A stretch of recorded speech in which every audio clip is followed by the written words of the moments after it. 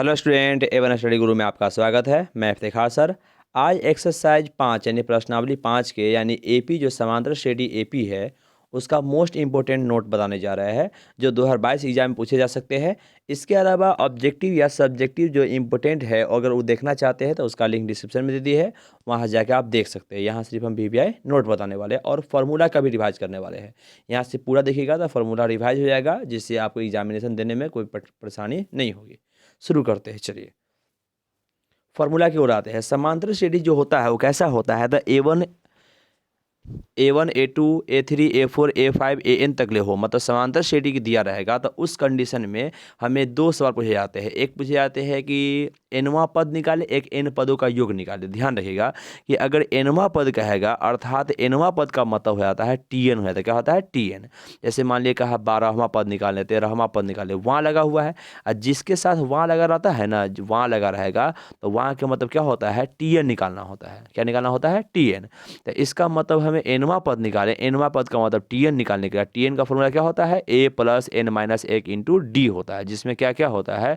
TN को हम लोग क्या बोलते हैं? एनवां पद बोलते। टीएन का मतलब एनवां पद हुआ, ए का मतलब हुआ प्रथम पद, एन का मतलब पदों की संख्या, डी का मतलब हुआ सारबंतर। फॉर्मूला में ये नहीं ध्यान रखते चलेगा, लेकिन फॉर्मूला ध्यान रहेगा। टीएन बराबर क्या होता है? a plus n minus 1 into d. Direct formula पूछा गया है, सवाल में पूछा गया है, इसलिए आप ध्यान रखिएगा कि टीएन का फॉर्मूला मतलब एनवां पद यानी टीएन का फॉर्मूला क्या होता है? a plus n minus 1 into d होता है।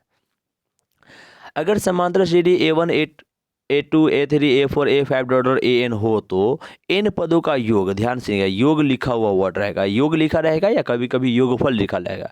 तो n पदों का योग बोले या योगफल बोले तो हमें ध्यान रखिएगा कि कहेगा प्रथम पद a है, सारबंतर d है, या कहेगा एगो AP है और AP में n पदों का योग क्या होगा, या n पदों का योग नहीं लिख के n पदों का योगफल क्या होगा, इस प्रकार से पूछा जाए तो ध्यान रखिएगा n पदों का योगफल जैसे पूछ दिया जाए इसका मतलब हमें SN बताना है। SN का फॉर्मूला क्या हो जाएगा? n बट्टा 2 कोष्ट 2a plus n minus 1 into d होता है।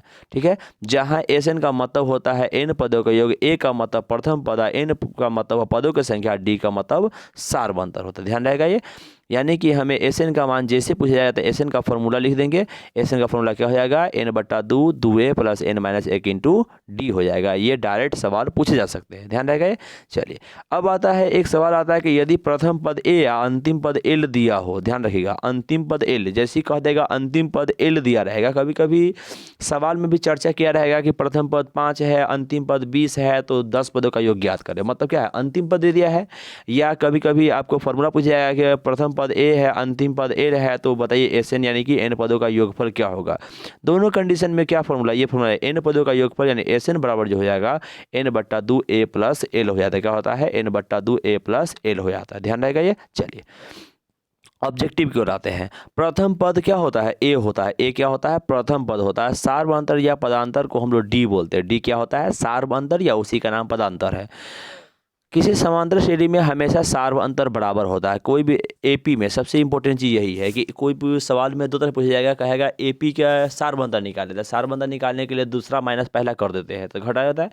पूछा जाता है कि समांतर श्रेणी में सार्वअंतर का मान कैसा होना चाहिए? सार्वअंतर का मान हमेशा बराबर होना चाहिए। मान लीजिए एगो एपी है, दो सार्वअंतर निकाले, दूसरा में से पहला घटा है, फिर तीसरा में से दूसरा घटा है और दोनों मान बराबर आ गया तो एपी होगा, अब बराबर ना आएगा तो एपी नहीं होगा। इसलिए कहा जाता है कि समांतर श्रेणी में हमेशा सार्वअंतर क्या होना चाहिए? बराबर होता है, यानी सार्वअंतर हमेशा के लिए क्या होते हैं? बराबर होते हैं। आगे लिखा सार्वअंतर का मान बराबर होने पर ही वह एपी में होगा। ध्यान रखिएगा कि सार्वअंतर का मान लिया कि हम 2 गो 3 गो सार्वअंतर निकालें, कम से कम 2 गो निकालना होता है कि कम से कम 2 गो निकाले, और दोनों अगर बराबर हो गया तब बराबर होने पर ही वह एपी में होगा। अगर बराबर न हुआ तो एपी में नहीं होगा। लिख दिए सार्वअंतर का मान बराबर नहीं होने पर एपी में नहीं होता है।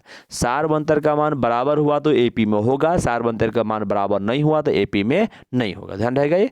चलिए सवाल अब नोट में ये पूछे जाते कभी कभी कि एपी का जो सार्वअंतर कैसा होता है? धनात्मक होता है कि ऋणात्मक होता है कि शून्य हो जाता है? ध्यान रखिएगा तीनों तरह से हो सकते हैं। कभी कभी मान निकालते धनात्मक होता है, कभी कभी ऋणात्मक होता है घटते क्रम में, और कभी कभी शून्य होता है। एक एपी ऐसा भी मिला है जिसमें लिखा रहता है 1/2 1/2 1/2। कहेगा एपी में है तो हाँ है, क्योंकि जीरो ही बढ़ रहा, बढ़ नहीं रहा, लेकिन वही तो है ना एपी में। तो सार्वअंतर कितना होता है? 0 होता है। तो सार्वअंतर 0 भी हो सकता है, धनात्मक भी होगा, ऋणात्मक भी होगा और शून्य भी हो सकता है। ध्यान रहेगा। सबसे इंपॉर्टेंट नोट ध्यान रखिए यहाँ पे रूट 2 है, रूट 8, रूट 18, रूट 32 का पदांतर या सार्वंतर कितना होता है? रूट 2 होता है। इसमें दो क्वेश्चन, पहला पूछा जाएगा रूट 2, रूट 8, रूट 18, रूट 32 ये एपी में है कि नहीं है? तो एपी में होता है। कह रही रूट 2 यहाँ पर है, ठीक है।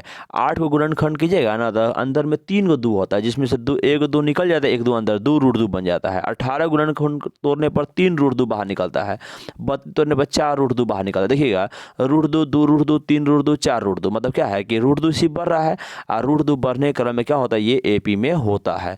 तो एपी में मतलब क्या है? होता है। और एपी में होने के बाद इसका सार्वंतर कितना होता है? तो रूट 2 होता है। कितना होगा? रूट 2 हो जाएगा। यानी कि root 2, root 8, root 18, root 32 AP में होता है। अगर एपी में होता है तो इसका सार्वंतर कितना होता है? रूट 2 होता है। इसको ध्यान रखिएगा, ठीक है। चलिए अब आते हैं कुछ फॉर्मूला के आधार पर नोटिस में एन पदों की संख्या, एन पदों की संख्या, एन क्या होता है? पदों की संख्या होती है। जैसे 5, 6 पदों की संख्या बोलेगा, संख्या होगा। एनवा पद मतलब टीएन होता है। कह दिया एनवा पद निकालने के लिए टीएन, जैसे हमें सवाल दिया हुआ 2, 5, मतलब कोई भी एपी दिया हुआ, कह रहेगा 5वां पद निकाले, 10वां पद निकाले, तो वहाँ लगा हुआ है। हम थोड़ा देर पहले भी बताया है कि जहाँ जहाँ वहाँ लगा रहेगा वहाँ का मतलब क्या निकालना होता है? टीएन निकालना होता है। क्या निकालना होता है? टीएन। तो इसीलिए यहाँ लिख भी दिए है कि एनवा, वहाँ के मतलब क्या होता है? टीएन होता है। एन पदों का योग मतलब एसएन होता है। योग का मतलब एसएन हुआ। एन पदों का योग लिखा रहेगा या इन पदों का योगफल, जैसे रहेगा 10 पदों योगफल निकाले, 12 पदों का योग निकाले, 15 पदों का योगफल निकाले, योगफल या योग लिखा, जो भी लिखा रहे उसका मतलब हमें टीएन निकालना है कि एसएन निकालना है? एसएन निकालना होगा। क्या निकालना होगा? एसएन निकालना होगा। अगला है एएन, टीएन, एल सब बराबर होता है, क्योंकि एएन को ही हम लोग टीएन बोलते हैं। हम लोग अपनी भाषा में, किताबी भाषा में उसको एएन बोला गया, अपनी भाषा में टीएन बोलते हैं। एएन का मतलब होता है एपी ऑफ एन पद, और टीएन का मतलब टर्म ऑफ एन पद। टर्म का मतलब उतने पद का माना, एल का मतलब अंतिम पद, यानी जो रहता है ना उसको एल भी सूचित किया गया है। तो टीएन, एएन और एल क्या होता है? आपस में बराबर होता है। हालांकि इसे सवाल बनाने में जरूरत पड़ेगा, यहाँ पर कम जरूरत पड़ता है। एसएन बराबर एस होता है। कभी कभी कहेगा एस का मान 192 है। एस का मतलब क्या है? एसएन का मान, किसका मान है? एसएन का मान 192 दिया रहा है, ठीक है। ये सब्जेक्टिव सवाल में आ सकते हैं कि एस का मान इतना है, ए का मान इतना है, डी का मान निकाले, जो भी रहेगा वो निकाल सकते हैं। अब एक फॉर्मूला है कि शुरू से टीएन, टीएन का मतलब एनवा पद बोले तो फॉर्मूला होता है a plus n minus 1 into d होता है, जहाँ ए प्रथम पद होता है। यानी आपसे पूछा जाए 2 है, 4 है, 6 है, 8 है, 10वां पद, 12वां पद निकालने के लिए तो हम लोग a plus n minus 1 into d लगा फॉर्मूला लगाते हैं। लेकिन उसमें एक सवाल बदल जाता है। क्या बदल जाता है? ध्यान से देखिएगा। सवाल ये रहता है कि अंत से टीएन कहेगा निकालने के लिए। क्या निकालेगा? अंत से टीएन। तो इसका formula l minus n minus 1 into d होता है, जहाँ ए की जगह पर यहाँ एल माइनस, वहाँ ए प्लस था, यहाँ एल माइनस हुआ। कैसे होता? थोड़ा सवाल समझिए थोड़ा इसको। कभी कभी एपी में क्या कहेगा? 2 है, 4 है, 6 है, ड्रॉ लिखा रहेगा, 250 रहेगा, कहेगा अंतिम से निकालिए कि इसका अंतिम से 25वां पद कितना होगा। ध्यान सुनिए, शुरू से जो निकाले अंतिम से दोनों में अंतर होता है, तो अंतिम से निकालने के लिए अंतिम से लेना पड़ेगा। तो इसीलिए अंत से टीएन का फॉर्मूला होता है l minus n minus 1 into d होता है। ध्यान रहेगा। चलिए अब आते हैं, इसमें लिखा हुआ है कि एस एन का फॉर्मूला क्या होता है? तो एन बट्टा 2 a plus n minus 1 into d होता है, जो फॉर्मूला है बताया यहाँ नोट में भी। जब अंतिम पद एल मालूम हो तो एस एन बराबर क्या हो जाएगा? एन बट्टा 2 ए प्लस एल हो जाएगा। तो पहले बताया है ए टी एन बराबर s n minus s n minus 1 होता है। इसको थोड़ा बारीकी समझिए। कभी कभी क्या होता है कि सवाल में, अब वो क्या करेगा? सवाल में टीएन दे देगा, मतलब एसएन दे देगा, कहेगा कि एसएन का मान है एन स्क्वायर प्लस 2n दे देगा इसे, और कहेगा कि इसमें 5वां पद निकाले। 5वां पद का मतलब क्या होता है कि एस 5 पदों का योग बोलता था, S5 निकाल देता है। S5 के मतलब n के जगह 5 रखेंगे तो S5 निकल जाएगा, लेकिन हमें 5वां पद बोला जाएगा तो मतलब एसएन दिया है, एसएन का मतलब योगफल दिया हुआ है, हमें कहेगा निकालने के लिए ये सवाल क्या कहते हैं? 5वां पद वहाँ निकाल, टीएन निकालने के लिए बोले। उस कंडीशन में टीएन का जो फॉर्मूला होता है ना, s n minus s n minus 1 होता है। मतलब टी 5 बोले निकालने के लिए तो 5 पदों के योग में से 4 पदों का योग घटाते हैं।